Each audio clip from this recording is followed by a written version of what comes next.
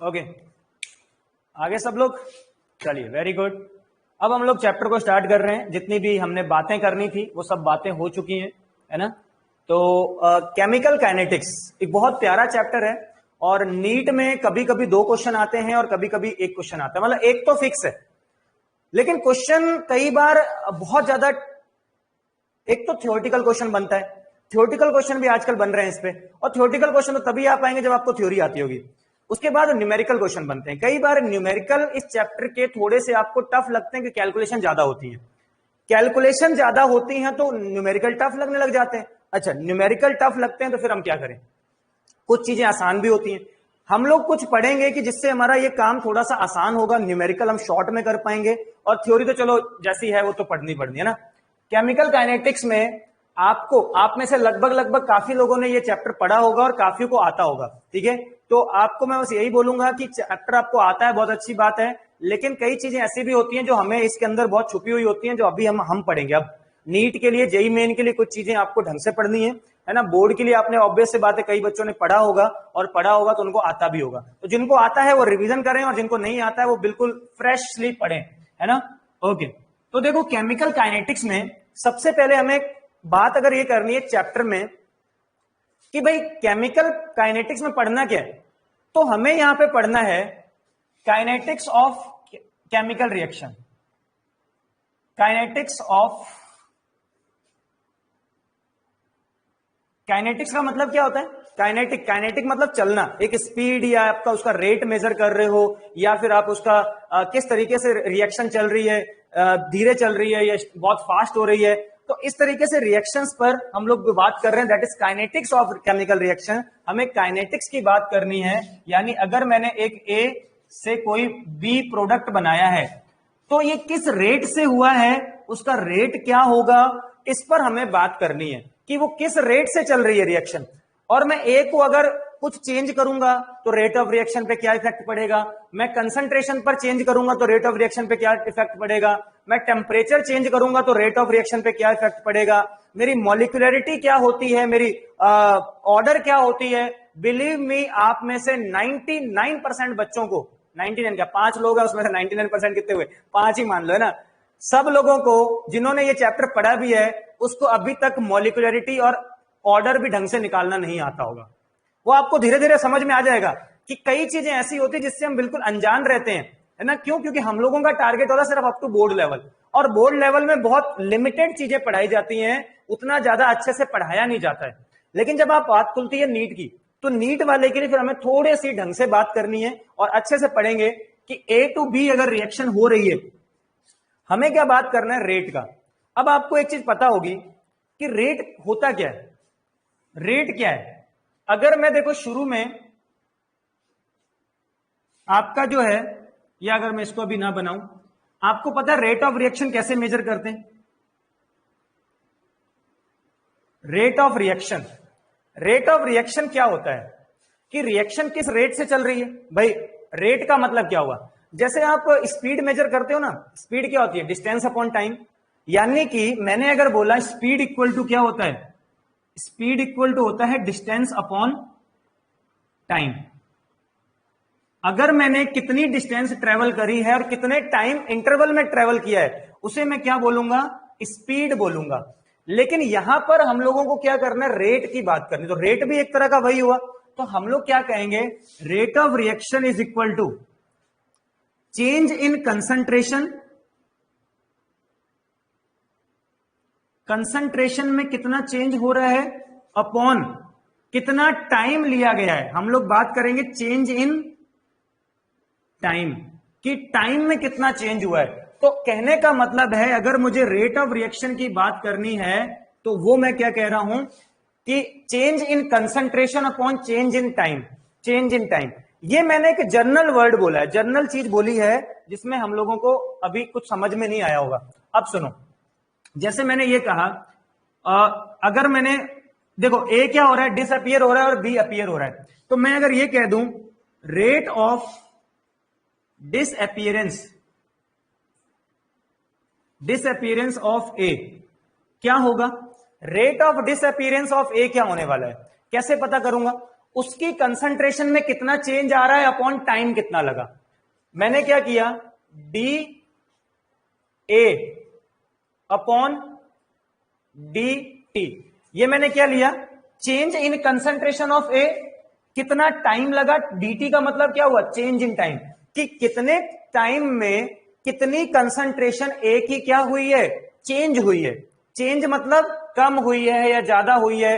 अब आप मुझे एक चीज बताओ, क्या मैंने ये बात सही लिखी है, क्या इसमें कुछ करेक्शन करने की जरूरत है या सही है?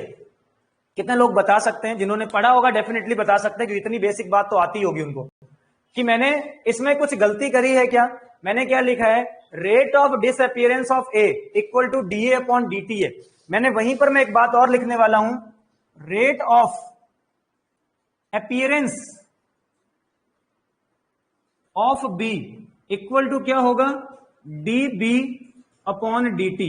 डी बी क्या है, हाँ रिया ने सही बोला कि इसके पीछे हम लोगों को क्या लगाना था, नेगेटिव साइन। अब बात ये आती है, सर नेगेटिव क्यों, नेगेटिव किस लिए लगता है, उसकी जरूरत क्या है, नेगेटिव क्यों लग रहा है?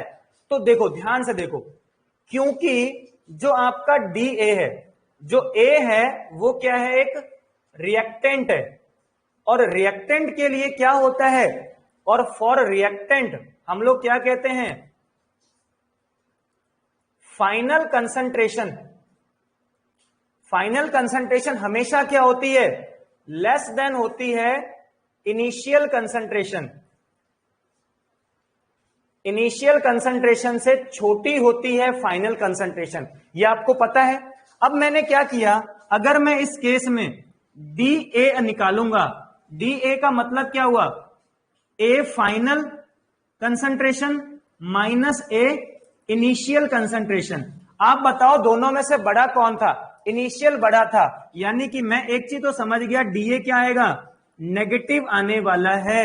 अच्छा डीए नेगेटिव है तो क्या सर इसलिए हमने पीछे नेगेटिव लगाया, नहीं, एक्चुअल में लॉजिक वही है, बट घुमा फिरा के बात हम सीधे सीधे क्या कहेंगे, देखो डीए अपॉन डीटी, डीटी तो कभी नेगेटिव नहीं आएगा ना, डीटी तो हमेशा क्या होने वाला है, टाइम इंटरवल कितना लिया, 2 सेकंड, 10 सेकंड, 50 सेकंड, 1000 सेकंड, जो भी लिया ना। डी ए क्या आया, नेगेटिव आया।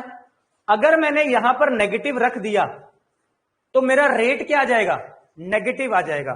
उस रेट को नेगेटिव ना होने दूं ताकि वो रेट आपका पॉजिटिव बन जाए, उसके लिए मुझे क्या करना पड़ा, उसके लिए मुझे यह करना पड़ा कि मैंने एक पीछे से अपनी तरफ से नेगेटिव साइन लगाया है, जो कि यह रिप्रेजेंट कर रहा है कि ए का क्या हो रहा है, डिसअपियरेंस हो रहा है। यहां पर नेगेटिव साइन क्या शो कर रहा है, आपको वो चीज ध्यान रखनी है। बात समझ में आई, नेगेटिव क्यों लगाया, नेगेटिव हमने इसलिए लगाया क्योंकि डीए की वैल्यू क्या आ रही थी, नेगेटिव आ रही थी। अगर डीए की वैल्यू नेगेटिव आ जाएगी तो मेरा रेट भी नेगेटिव आ जाएगा, और रेट नेगेटिव कभी हो नहीं सकता। क्या आपने कभी सुना है कि मैं -5 किलोमीटर प्रति घंटा की स्पीड से दौड़ रहा था? भाई -5, भाई तू आगे दौड़ या पीछे दौड़, तेरी स्पीड तो पॉजिटिव आनी चाहिए ना। -5 का मतलब ये थोड़ी ना कि मैं पीछे की तरफ दौड़ रहा था, ऐसा तो नहीं कहूंगा। भाई मैं पीछे की तरफ भी दौड़ रहा था तो मैं किसी स्पीड से तो दौड़ रहा हूँ। तो स्पीड रेट ये कभी भी नेगेटिव नहीं होते, इनको पॉजिटिव बना। अगर तो यहां से प्रूव क्या हो रहा था कि सर ये तो नेगेटिव आ रहा है, तो फिर हमने क्या करा, पीछे नेगेटिव साइन लगा दिया। तो क्या सर हर रिएक्टेंट के आगे नेगेटिव आएगा? बिल्कुल। तो क्या सर इसके आगे नेगेटिव, इसके आगे नहीं आएगा। क्यों? क्योंकि बी की कंसंट्रेशन, बी एक प्रोडक्ट है और प्रोडक्ट तो बढ़ेगा। बी पहले 0 था, फिर कुछ अमाउंट बढ़ेगी, फिर बी की और बढ़ेगी, फिर और बढ़ेगी, बढ़ती बढ़ती बढ़ती बढ़ती बी की अमाउंट बढ़ती जाएगी। और बी की अमाउंट बढ़ती जाएगी तो फाइनल बी ज्यादा है कि इनिशियल बी ज्यादा है? फाइनल बी ज्यादा है। तो डीबी क्या आएगा? पॉजिटिव आएगा। बट डीबी ये क्या है? ये पॉजिटिव है। इसलिए हमने क्या कहा, इसके आगे नेगेटिव नहीं लगाओगे। तो नेगेटिव कहां लगाया जाएगा? जो भी रिएक्टेंट होगा। अब नेगेटिव साइन क्या रिप्रेजेंट करता है, बात समझ में आई? तो आपको क्या लिखना है, negative sign show that a concentration of A is decreasing। क्या शो कर रहा है कि अगर मान लो, यानी कि मैंने एक बात यह कह दी कि आपसे क्वेश्चन ये पूछा जाता है कई बार कि नेगेटिव साइन यहां पर क्या रिप्रेजेंट कर रहा है। तो आपने क्या बोला, नेगेटिव साइन सिर्फ इतना रिप्रेजेंट कर रहा है कि जिसके आगे भी नेगेटिव लगा है उसकी कंसंट्रेशन टाइम के साथ डिक्रीज हो रही है। बात समझ में आ गई कि नेगेटिव साइन का रिप्रेजेंटेशन क्या है और नेगेटिव साइन क्यों लगाया जाता है। नेगेटिव साइन इसलिए लगाया जाता है। तो बात समझ में आई कि सबके सब रिएक्टेंट के आगे नेगेटिव लगेगा, हर किसी रिएक्टेंट के आगे नेगेटिव लगना ही लगना है। बात समझ में आ रही है? ओके, अब आप आगे बढ़ते हैं। यहां तक आपने लिख लिया होगा, जल्दी से लिखते हुए चलें। रेट ऑफ रिएक्शन मैंने एक ऐसे ही लिखा, ये मैंने रेट लिखा है ना, रेट, खाली रेट लिख लेना, रेट। अभी क्योंकि हमने रेट ऑफ रिएक्शन पर तो बात नहीं करी, अभी हम खाली रेट लिख रहे हैं, है ना। रेट क्या लिखा हमने, change in concentration upon change in time. तो डीए क्या था, change in concentration, this is change in concentration. A final minus A initial, कितना चेंज हुआ। यहां तक ओके है, समझ में आ रहा है सब लोगों को या नहीं आ रहा है भाई? आ रहा है कि नहीं आ रहा है? सब लोगों को आ रहा है? हाँ या ना तो बोल दिया करो यार, बिल्कुल ऐसा सन्नाटे में रहते हो कि मतलब सब ऐसा लग रहा है कि पता नहीं कहां ही खो गए, है ना। हाँ भाई सही है, सही है, ऐसे आंसर दिया करो, मुझे भी लगे कि यार मैं कुछ लोगों को पढ़ा रहा हूं, नहीं तो मुझे ऐसा लगेगा कि मेरे सामने कैमरा पड़ा है, मैं बस कैमरे से बात कर रहा हूं और कैमरा कुछ बोल नहीं रहा, है ना। ये लिख लो जल्दी से। हाँ अब सही लगा ना, जब आंसर्स आते हैं कि हाँ सर आ रहा है समझ में, तो मुझे भी फील होता है कि चलो ठीक है, समझ तो आ ही रहा है किसी के, है ना। अब सुनो, यहां तक बात समझ में आ रही है? ये तो कुछ नहीं है, ये तो आसान सी बातें थी, है ना। ओके, हमने अभी तक सिर्फ किस बात पर बात करी है, क्योंकि देखो मैं बिल्कुल जीरो से लेकर के चैप्टर को स्टार्ट करूंगा। मैं ये नहीं मानता कि आपको इतना आता होगा या इतना आता होगा, आपको कुछ नहीं आता है मेरे अकॉर्डिंग, है ना। आता है तो बहुत अच्छी बात है, नहीं आता तो फिर भी बहुत अच्छी बात है, कोई दिक्कत, सब आएगा, है ना। लेकिन हम लोग जीरो से स्टार्ट करेंगे। ओके, तो रेट आपको समझ में आ गया, ये हो गया। ओके, ये जो भी हम लोग निकाल रहे हैं ना, अच्छा मुझे एक चीज बताना, मुझे क्या बताओगे अब आप, मैं आपसे कुछ चीज पूछूंगा। मैंने लिखा 2a से b, 2a से b लिख दिया मैंने। अब मेरा एक क्वेश्चन है, जिन्होंने पढ़ा होगा वो भी बताना और जिन्होंने नहीं पढ़ा है वो भी एक बार ट्राई करना है। मैंने आपसे कहा rate of disappearance of A is, मैंने ऑप्शन दिया है D A upon D T, option B minus लगा ही लो इसमें, 1/2 D A upon D T, option C 2 D A upon D T minus का, option D none of these. देखो इतना छोटा सा क्वेश्चन इस चैप्टर का बनाया है मैंने। अभी तक मैंने चैप्टर स्टार्ट नहीं किया, बट मैंने आपके नीट लेवल का क्वेश्चन आपके सामने तैयार कर दिया। नीट लेवल का अगर ये क्वेश्चन आ जाएगा ना, मुझे पता है इसमें से आधे से ज्यादा बच्चे गलत करते हैं इस क्वेश्चन को। मैंने क्या पूछा है, rate of disappearance of A is, आपको आंसर बताना है। कितने लोग बता पाएंगे? सब लोग बताएं, एक बार कोशिश करें। रिया का आंसर आया है बी, अभय सिंह का आंसर आया बिस्ट, बिस्ट मतलब अभय सिंह बिस्ट का आंसर आया ए, अभय सिंह का आंसर बिस्ट नहीं आया। अरे सुन लिया, तेरा आंसर ए आया, बस ठीक है, अभी सब दिख रहा है यहाँ पे। ऐसा नहीं कि 2 बार आप आंसर भेजोगे तो मेरे को तब दिखेगा, एक ही बार में दिख जाता है, टेंशन मत लो, है ना। बाकी लोग भी ट्राई तो करें। ये कहां मर गए सबके सब? निकिता, जैस्मीन, ये कहां है? ये भाग गया क्या? मुझे लग रहा है यही है, फिर क्या कर रहे हैं ये लोग? आंसर बोलो जल्दी से। अनंता बी, जैस्मिन बी, खुशी रस्तो, सबके आंसर आ रहे हैं डी। इस डी बेचारे ने आपका क्या बिगाड़ा है मुझे ये बता दो। इसके साथ कोई भी नहीं है, इसके साथ कोई खड़ा नहीं हो रहा, है ना। सब कोई ए कर रहा है, कोई बी कर रहा है, कोई सी कर रहा है। चलो, तो अच्छा कितने लोगों ने चैप्टर पढ़ लिया है? अभी कई लोग 12th वाले हैं, डीएमजीए वाले, उन्होंने चैप्टर पढ़ लिया है क्या? जो अभी 12th में अभी रिसेंटली आए हैं, जो निकल चुके हैं, जो अभी 12th का पेपर, जिन्होंने बोर्ड का पेपर इस साल देना है, उन्होंने तो पढ़ा ही होगा, ऑब्वियस सी बात है, उनकी तो मैं बात ही नहीं कर रहा। रिया, जैस्मिन और निकिता ने तो पढ़ा ही है। बाकी लोग, बाकी तो मुझे पता भी नहीं है कौन कौन। ये अभय सिंह बिस्ट, तुम लोगों ने अभी ये चैप्टर नहीं पढ़ा ना, पहली बार पढ़ रहे हो? अच्छा चलो, अब सुनो, आंसर बोलूं? ओके, इसका आंसर है आपका, धड़कने रुक गई इस लोगों की, आंसर इज ए। कितने लोगों ने बी आंसर बोल दिया यार। मतलब मैं कह रहा हूं ना, आप इस चैप्टर को पढ़ते जरूर हो लेकिन कभी दिमाग में एंटर नहीं करते कि यार इस चैप्टर में चीजें बहुत आसान भी हैं और बहुत ट्रिकी भी हैं। आंसर ए है इसका। मैंने आपसे पूछा है रेट ऑफ डिसअपीयरेंस, भाई मैंने आपसे कहा है रेट ऑफ डिसअपीयरेंस, तो मैं क्या लिखूंगा?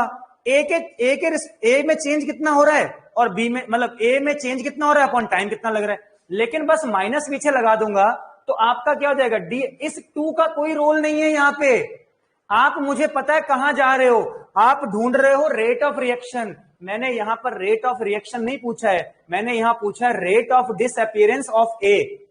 ध्यान रहे, अगर मैंने बोल दिया, मैंने अगर अभी मान लो आपको ये बोल दिया, एक इन जनरल में एक बात बोल रहा हूं, इन जनरल मैंने कहा rate of disappearance of x, rate of disappearance of x, तो मैं क्या लिखूंगा? मुझे फर्क नहीं पड़ता उसके आगे रिएक्शन में 2 लिखा था कि 3 लिखा था कि वो 5 से मल्टीप्लाई हुआ था या 1/2 से मल्टीप्लाई, नहीं, मुझे उससे क्या फर्क पड़ता है। मैंने तो आपसे ये कहा है कि आपका डिसअपीयरेंस का रेट क्या है, तो आपने क्या बोलना है? माइनस का D x upon D T. अगर या तो प्लस आएगा या माइनस आएगा। अच्छा, डिसअपीयरेंस बोला है तो ऑब्वियस सी बात है माइनस का D x upon D T ही आएगा। क्वेश्चन क्या बोला है?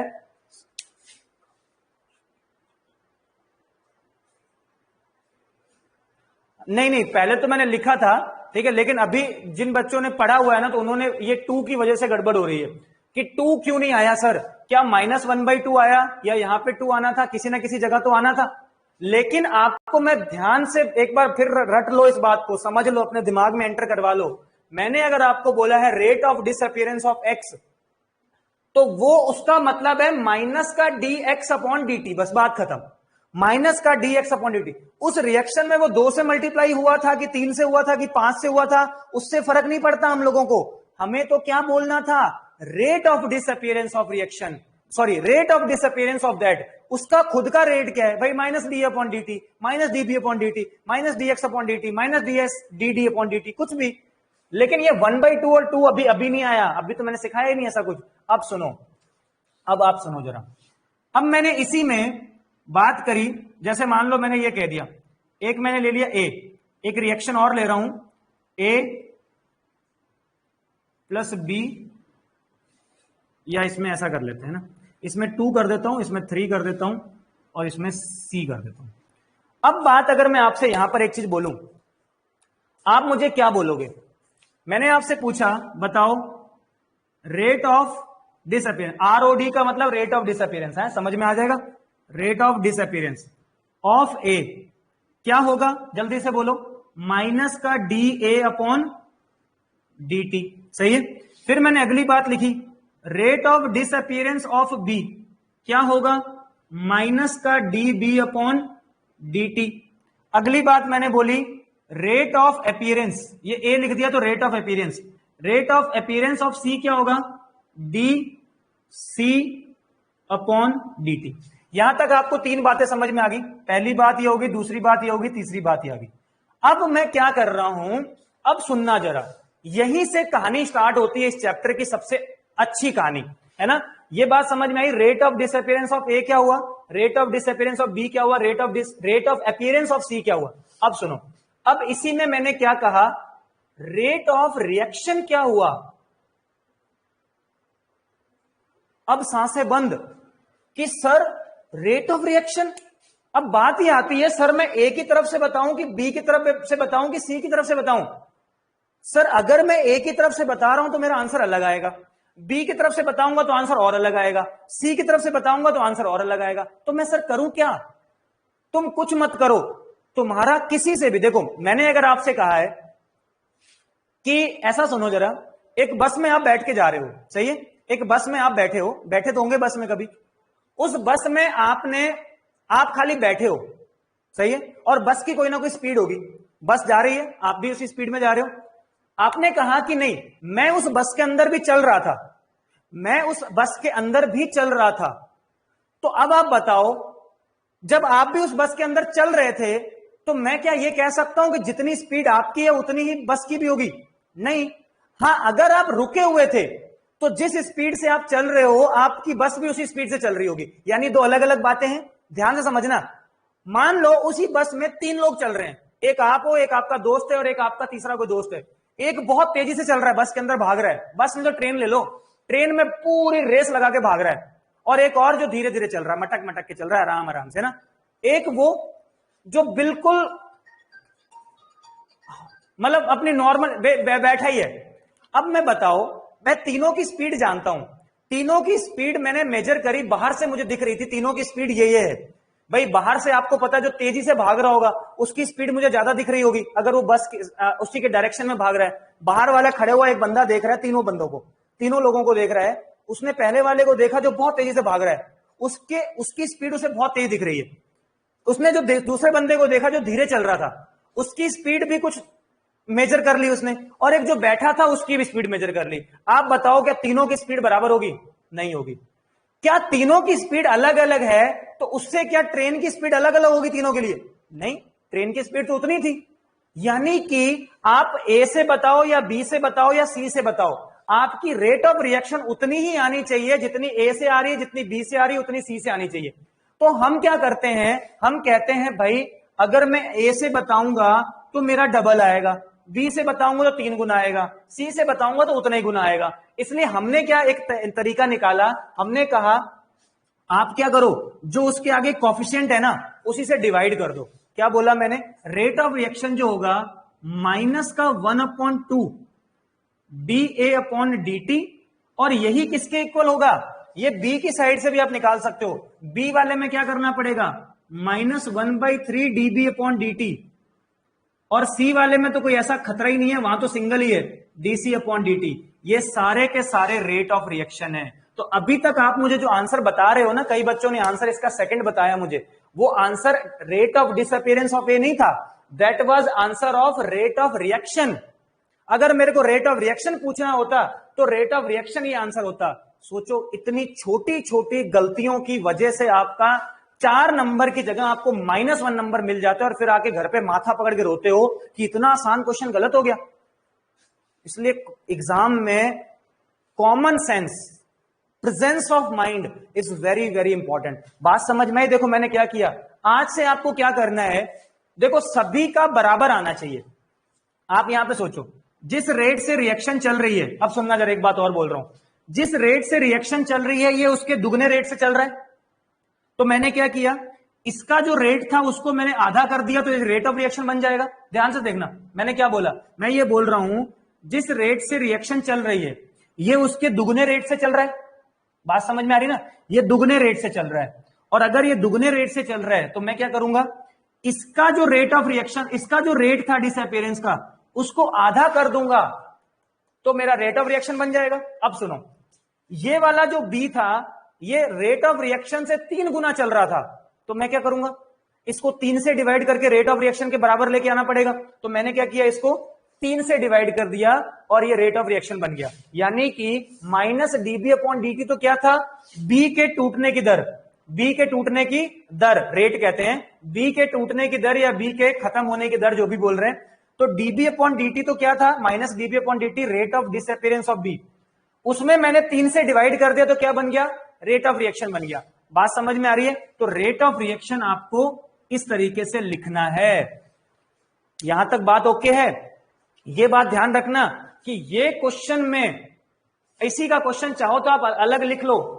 अगर मैं इसी में क्या बोलता, इसी में मैं बोलता फाइंड रेट ऑफ रिएक्शन, तो रेट ऑफ रिएक्शन क्या होता, आप ए की तरफ से भी आंसर निकाल सकते हो और आप बी की तरफ से भी आंसर निकाल सकते हो। ए की तरफ से क्या आएगा, -1/2 D A upon D T, और बी की तरफ से क्या आएगा, D B upon D T.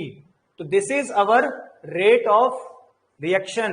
बात समझ में आ रही है कि नहीं आ रही है? तो रेट ऑफ रिएक्शन आपको क्लियर हुआ। अब देखो, अब मैंने क्या किया, मैं क्वेश्चन लिख रहा हूं, जैसे मैंने लिख दिया क्वेश्चन, क्या लिख दिया मैंने, लिखा 4a plus 2b plus 3c से 6d। अगर मुझे इसका रेट ऑफ रिएक्शन लिखना है तो सबकी टर्म से आपको आना चाहिए निकालना।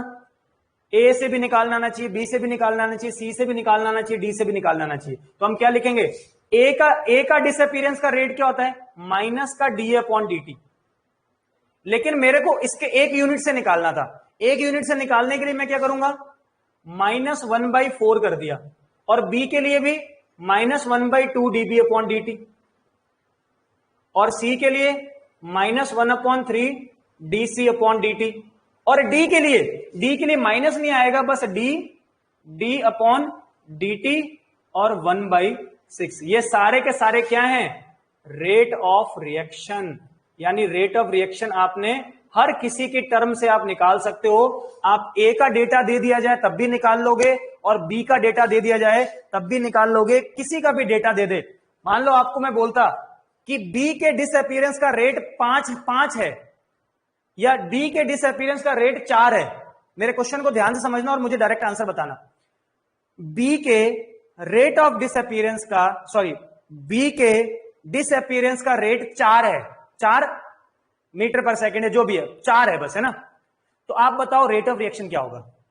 मैं क्या बोल रहा हूं, बी के डिसअपीयरेंस का रेट 4 है, तो रेट ऑफ रिएक्शन क्या होगा, जल्दी बोलो, जल्दी से, टाइम नहीं है हमारे पास, जल्दी क्विक आंसर चाहिए मुझे, quick, with in seconds, minute भी नहीं।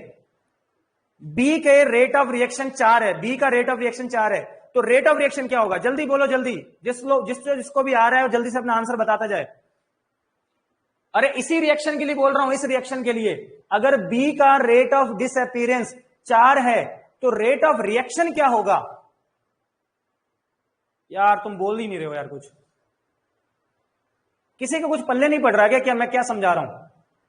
अरे यार इतना बड़ा आंसर क्यों टाइप कर रहे हो, मैंने 4 बोला है, डीबी, मैंने कहा बी का रेट ऑफ रिएक्शन, बी का डिसअपीयरेंस का रेट 4 है, तो रेट ऑफ रिएक्शन क्या होगा।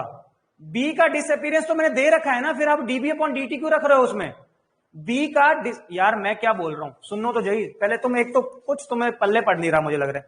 सुनो मैंने क्या कहा, मैंने कहा इफ रेट ऑफ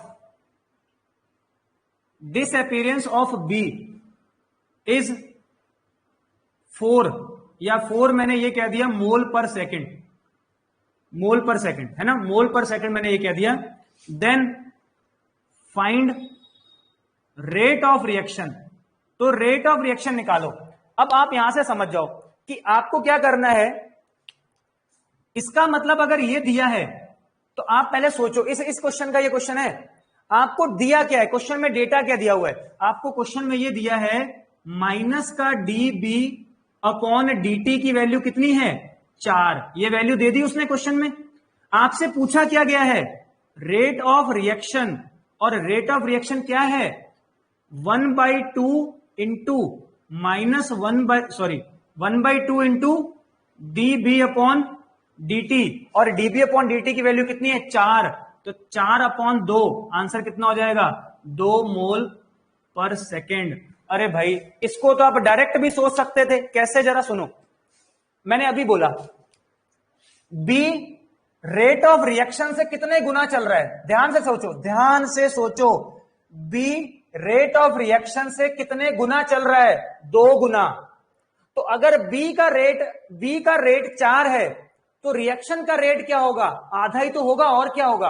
अरे यार मैं आपसे कह रहा हूं कि आपका दोस्त आपसे 2 गुना तेज भागता है, ध्यान से समझना, आपका दोस्त आपसे 2 गुना तेज भागता है। अगर वो 4 मीटर पर सेकंड की स्पीड से भाग रहा है तो आपकी स्पीड क्या होगी, क्या नहीं बता पाओगे मुझे। बच्चों वाले क्वेश्चन पूछ रहा हूं, केजी नर्सरी, क्या बोलूं यार मैं तुम लोगों को, समझ में नहीं आ रहा कि तुम लोगों के कुछ भी। मैंने क्या कहा, आपका दोस्त अगर आपसे 2 गुने रेट से भागता है, आपसे दुगने रेट पे भागता है वो, और उसकी स्पीड 4 मीटर पर सेकंड है, तो आपकी क्या होगी, निकाल लोगे।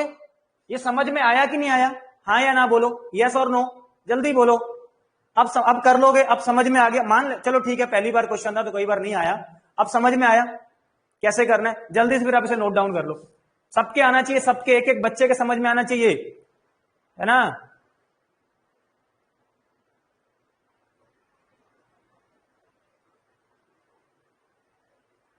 लिखो फिर, जल्दी लिख लो, जल्दी से।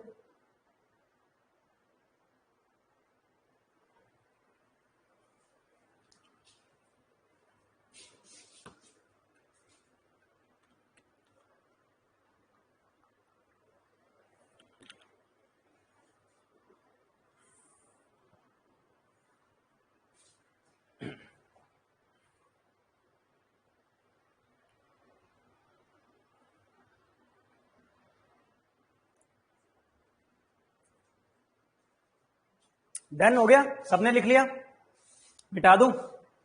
अब मैं एक अगला क्वेश्चन देने जा रहा हूं आपको।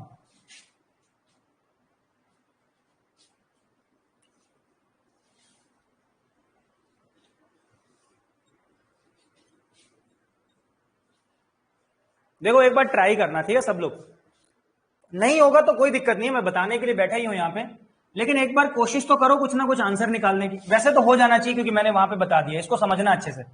मैंने क्वेश्चन लिखा है N2+3H2 से 2NH3, ये आपने पढ़ा होगा, हैबर प्रोसेस होती है। मैंने आपको दिया है if rate of appearance of NH3 is 2 into या 6 into 10 to the power -3 mole metre, मतलब कैपिटल M मोलैरिटी पर second, then find number 1 rate of reaction, number 2 rate of disappearance of H2 और number 3 rate of disappearance of N2। निकाल लोगे? जल्दी से बोलो, जल्दी से आंसर क्या आएगा। ध्यान से करना क्वेश्चन को। अक्सर बच्चे गलतियां जो करते हैं ना, इतने आसान से क्वेश्चन होते हैं और ये बोर्ड में आए हैं, ऐसी बात नहीं। आप पिछले से पिछले साल का पेपर उठाओ, उसमें मिल जाएगा आपको बोर्ड में ऐसा क्वेश्चन है। करो करो, ट्राई करो, कोई दिक्कत नहीं है। नहीं होगा तो एक बार और मैं बता दूंगा, कोई दिक्कत नहीं है। लेकिन इस टॉपिक को आज हमने खत्म करना है, ये रेट ऑफ रिएक्शन वाला जो भी है ना। फिर कल से हम लोग मोलैरिटी, वो उस पे आएंगे, मॉलिक्यूलरिटी, ऑर्डर और इन सब चीजों पे। बहुत बहुत अच्छा चैप्टर है और बहुत इजी भी है, टफ नहीं है, बट थोड़ा सा ट्रिकी है। कई बार चीजें लोगों को समझ में नहीं आती।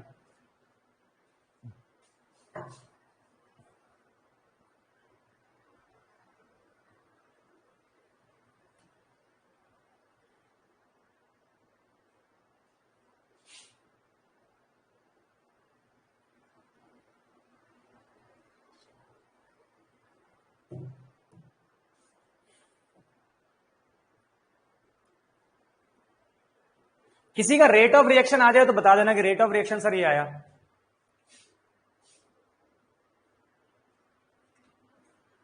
और सब लोग आंसर दिया करो, गलत आए सही आए दैट डजंट मैटर, है ना। आंसर बोलोगे तो तभी तो मुझे पता लगेगा कि गलतियां कहां हो रही हैं बच्चों की।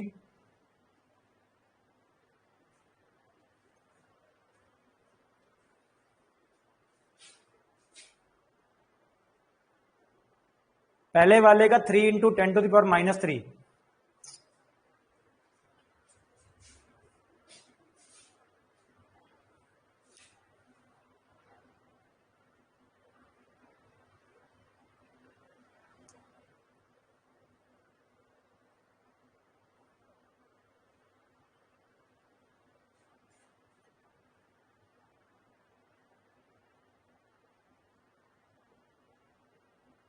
करो करो, जल्दी करो, ट्राई करो।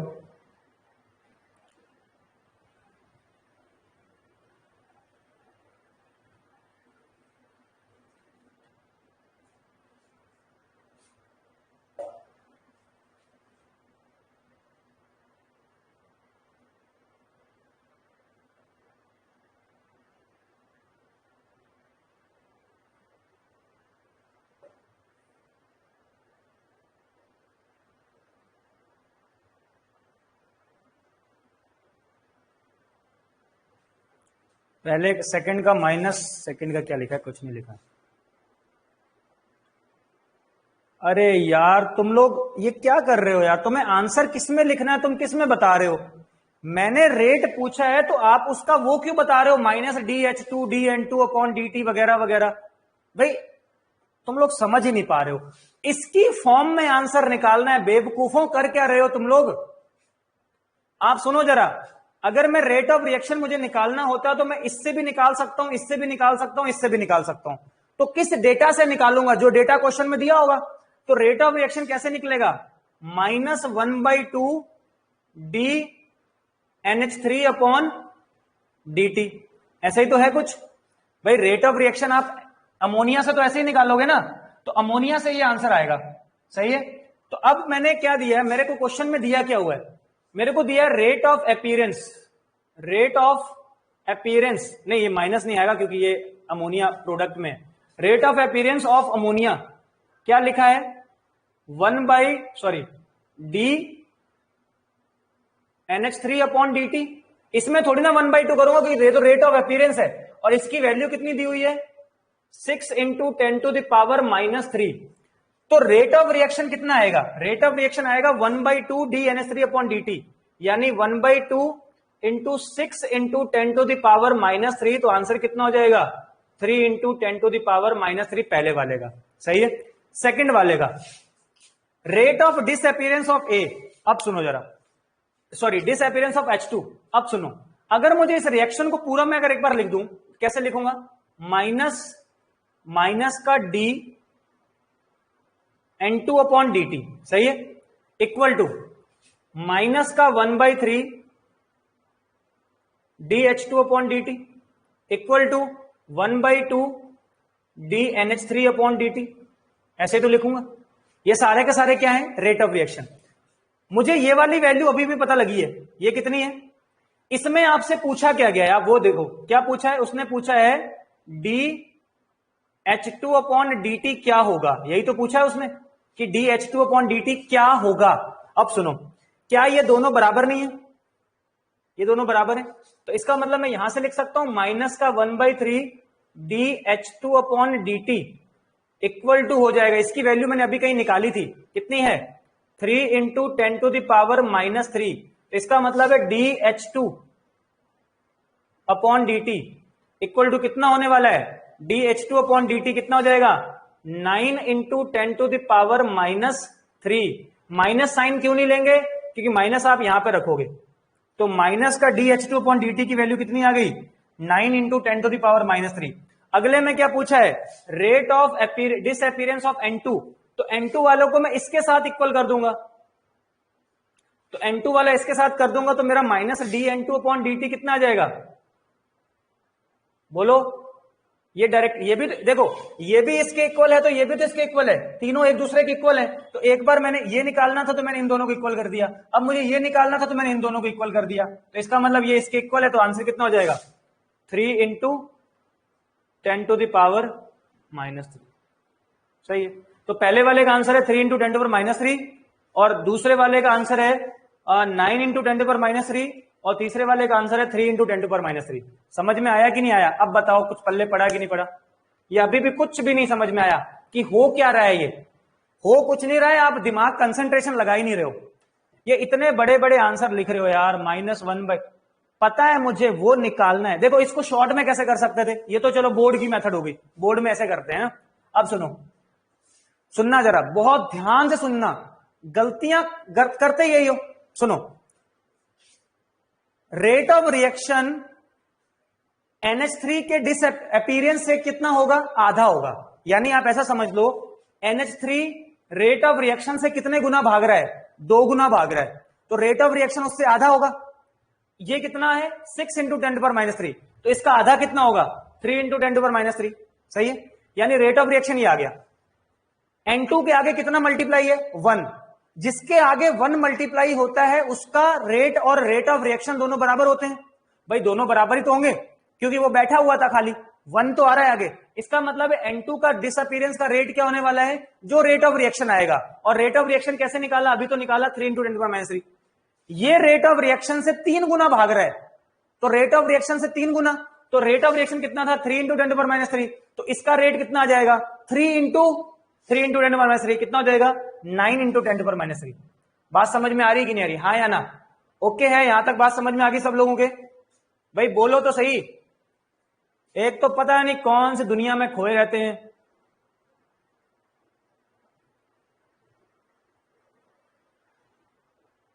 हाँ भाई सब, अब ये ऐसे उल्टे सीधे आंसर मत देना यार, ये dN2/dH3 वगैरह वगैरह पता नहीं क्या क्या आंसर बोल देते हो यार।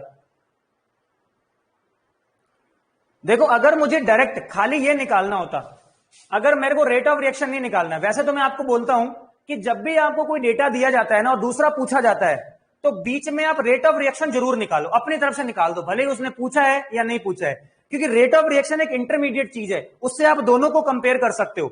समझ में आ रहा है? जैसे मान लो मैंने एक अगला क्वेश्चन और दे देता हूं तुम्हें, अगला क्वेश्चन दे दूं, कर दोगे? अब तो तैयार होना अब तो करने के लिए। मान लो मैंने ये कहा 2A + 3B से 4D if rate of disappearance of B is 12 into 10⁻⁻² m/second, then find rate of appearance of D। इसका आंसर आप बोल दो, मैं मान जाऊंगा आपको, है ना? इसका आंसर मैं ऑप्शन बना दूं क्या? ऑप्शन बना देता हूं, एक 2 4, है ना? Option A, option B, option C, option D. सही है? ऑप्शन ए है आपका 1.6 इंटू 10⁻⁻1, ऑप्शन 2 है 1.2 इंटू 10⁻⁻1 एंड ऑप्शन 3 है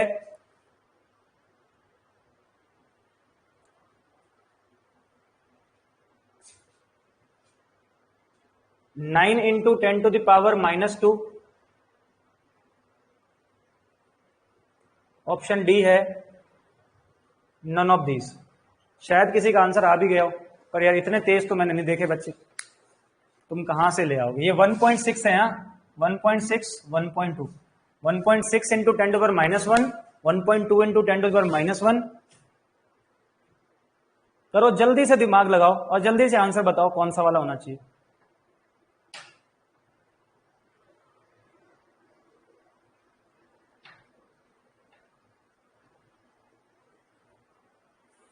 रिया का आंसर आया है ए। करो, सब लोगों को करना है, ये निकिता, जैस्मिन, सब लोग, ये बिल्कुल तुम चुप हो गए बैठ मत गए करो, या तो मुझे लग रहा तुम्हें कुछ समझ में ही नहीं आ रहा, और आ रहा है तो क्लास में पूरा पूरा आप कंट्रीब्यूट करो, है ना? आपका काम है आंसर बताते रहना है। सही गलत तो चलो कोई दिक्कत नहीं है, वो तो होते ही हैं, किसी के सही होते हैं तो किसी को गलत भी हो जाते हैं।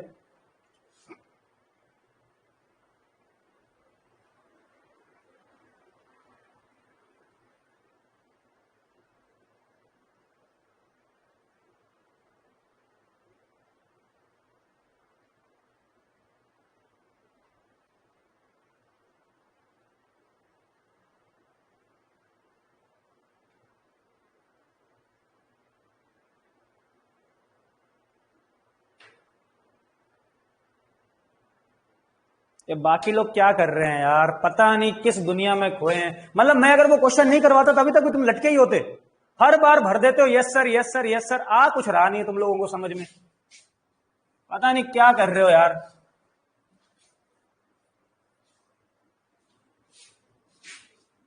थोड़ा तो तेज बनना पड़ेगा यार, अब बिल्कुल आप रो रो के नीट कैसे निकालोगे, जेईई मेन कैसे निकालोगे? हाँ अब आंसर आने लग गए, ए आंसर आया सब लोगों का। चलो उससे उठते हैं, तो देखो जरा, देखो आपको क्या दिया है, आपको डी दिया है और बी पूछा है, सही है? तो मैं इन दोनों में कंपैरिजन कर लूं, इन दोनों में कंपैरिजन कैसे करते हैं? -1/3 dB अपॉन dt किसके इक्वल होगा? 1/4 d अपॉन dt। यही तो कर सकता हूं मैं इसको क्यों नहीं लेके आया? अरे मैं इसको इसलिए नहीं लेके आया क्योंकि इसकी जरूरत ही नहीं है क्वेश्चन में। भाई क्वेश्चन में ये इसका डेटा दिया हुआ है और इसका डेटा पूछा है, तो मैं इन दोनों में आपस में कंपैरिजन कर सकता हूं। तो मैंने डीबी, मेरे को वैल्यू क्या दी हुई थी? Rate of disappearance of this. इसका मतलब ये वैल्यू क्या दी हुई है? ये दी हुई है dB अपॉन dt। तो इसका मतलब है इसकी वैल्यू कितनी है? 12 into 10 to the power -2 upon 3 equal to 1/4 d upon dt, और मुझे यही तो निकालना था। इसका मतलब है डी अपॉन dt कितना हो जाएगा, ये 3 से ये कट गया 4 और 4 जा 16, यानी 16 इंटू 10 टू द पावर -2, यानी आंसर कितना हो जाएगा 1.6 into 10 to the power -1। So correct answer is A. सब लोगों का आ गया, 1 2 3 4 लोगों का आ गया, एक बच्चे का रह गया है। तो आई होप उसके भी समझ में अब आ गया होगा कि करना क्या है जिनको। अच्छा, मैंने अभी बोला था कि तुम तो बीच में रेट ऑफ रिएक्शन निकाल लेना। अब हो सकता है कोई बच्चा सोच रहा सर आपने तो ऐसा कुछ कराया नहीं कि रेट ऑफ रिएक्शन, कोई बात नहीं, तुम सीधा सीधा रेट ऑफ रिएक्शन निकालो। आप बताओ रेट ऑफ रिएक्शन कितना आएगा।